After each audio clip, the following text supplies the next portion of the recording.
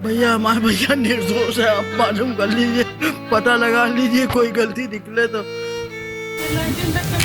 घर में इसको बाहर रख के नहीं हम लोग कर पाएंगे, वो चले गए समझ लीजिए। शांत रहिए, आप रोइए मत, आप बिल्कुल विश्वास रखिए, आपके साथ कुछ गलत नहीं। अटैक पड़ चुका, फालिज गिर चुका, सब भैया बिल्कुल पैरों से नहीं चल पाते, ना खड़े हो पाते। कि वहाँ पता चला हमें कि वहाँ आएंगे, हाजिरी उनकी होगी, तो हम वहाँ गए। बहुत देर हमने इंतजार किया, लेकिन वो नीचे से आगे चले गए वापस, हमें नहीं पता चल पाया, बातचीत मुला कुछ भी नहीं हुआ।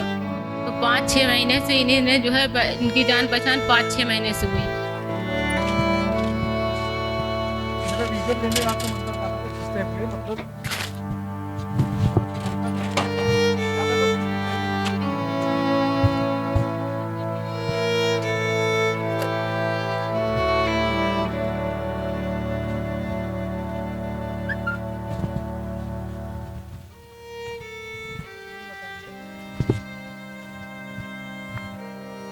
मसीरुद्दीन का घर है।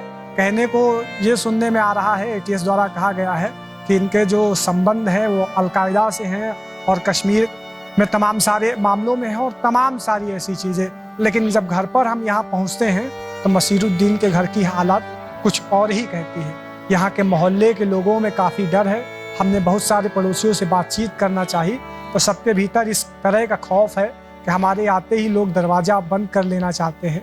पुलिस का डर है, वो कहते हैं कि जैसे एकदम से आके मसीरुद्दीन को उठा ले गए तो कहीं ना हमको भी उठा के अंदर डाल दे, फिर हमारे लिए लड़ाई कौन लड़ेगी। तो इस तरीके का ये जो पुलिस का खौफ है इन लोगों में कहीं ना कहीं दमन का पर्याय बन रहा है।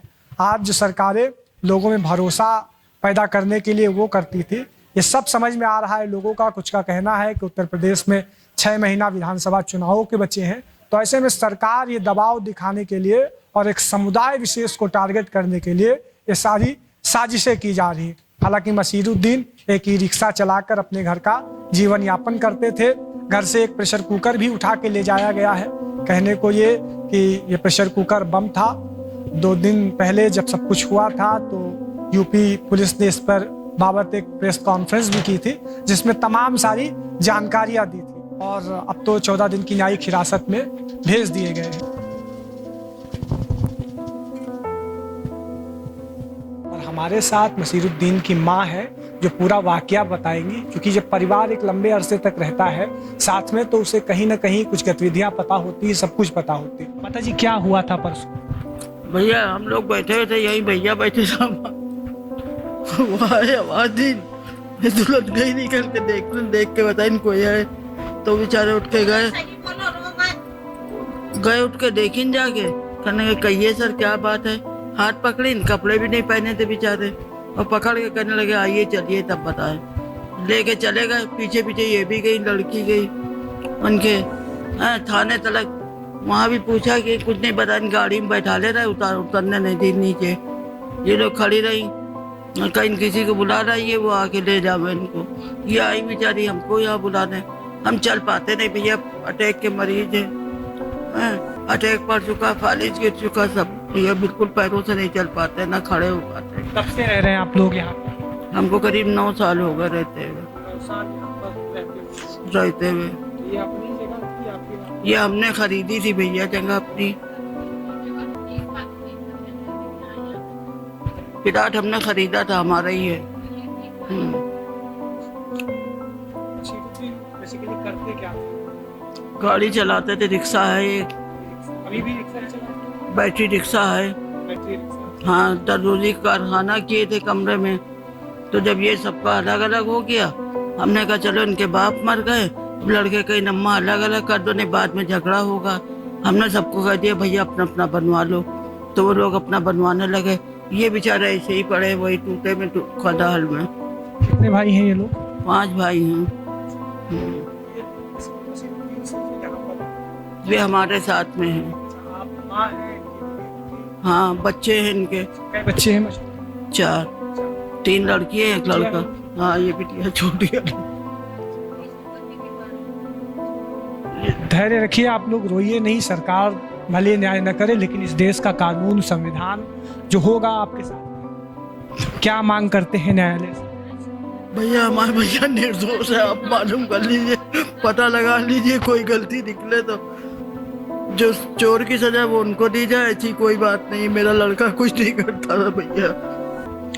पहले ये बताओ, आजकल लड़के माँ बाप को समेटेंगे? हम तो दोनों जने उन्हीं के सर से, जब से बाप मरे 6 साल हो गए मरे हुए, जब से बेचारा अपनी गाड़ी चला रहा है। अच्छा, आपको कभी लगा घर पे कुछ वैसा हो रहा है जैसा कि पुलिस? ऐसी कोई बात ही नहीं थी। बेचारे हमारे मारे बैठे रहते, छोड़ के नहीं जाते थे भैया हमको।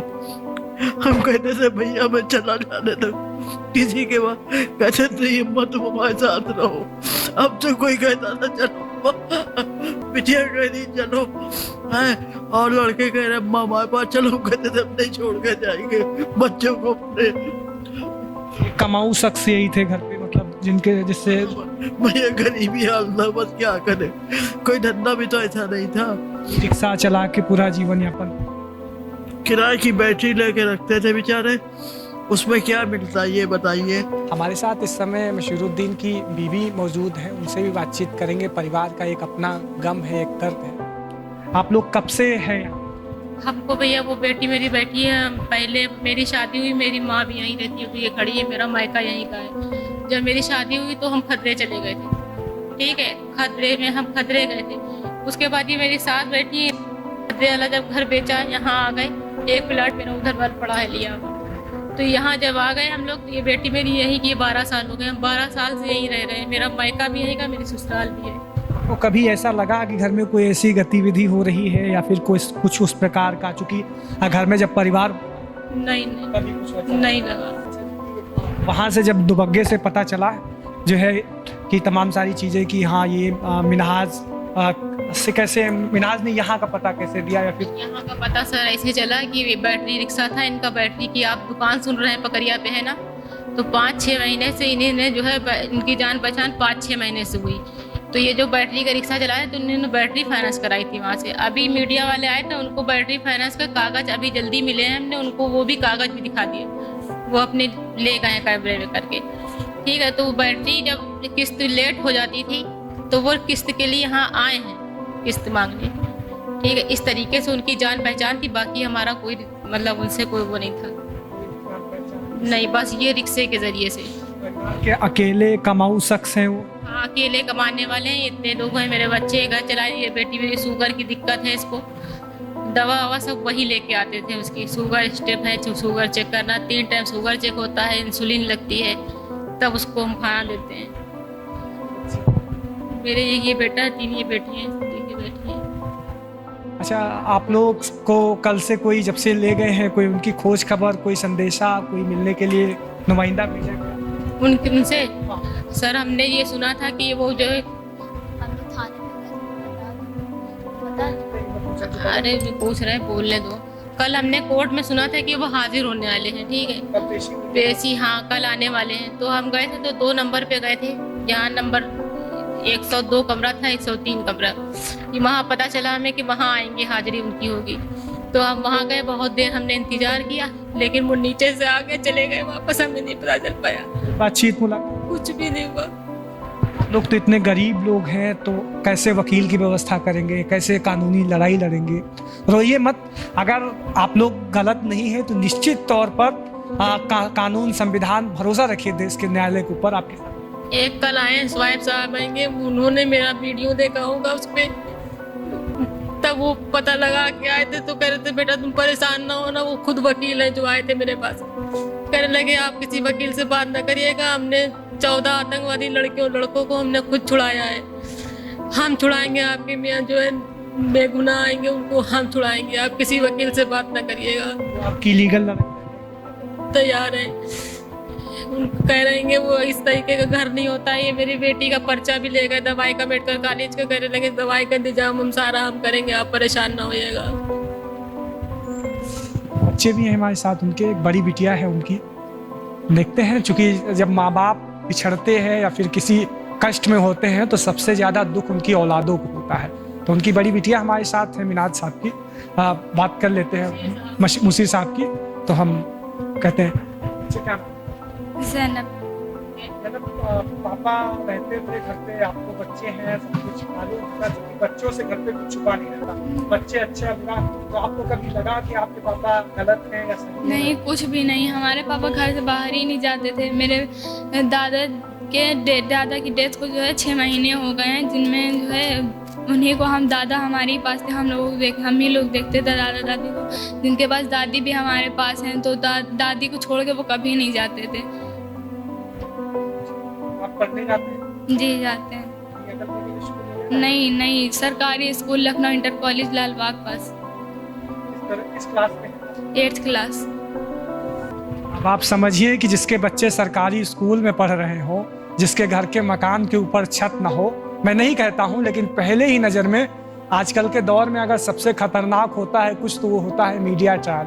शायद आज मीडिया भी अपनी जो भूमिका थी, जो जिम्मेदारी थी, उससे भटकता हुआ परसों जैसे ही ATS की रेड पड़ी या जिन लोगों को तथाकथित आतंकवादी कह के उठाया गया, बड़े बड़े पर्दों पर ये चलने लगा कि मानो उनको आतंकवादी बता ही दिया गया।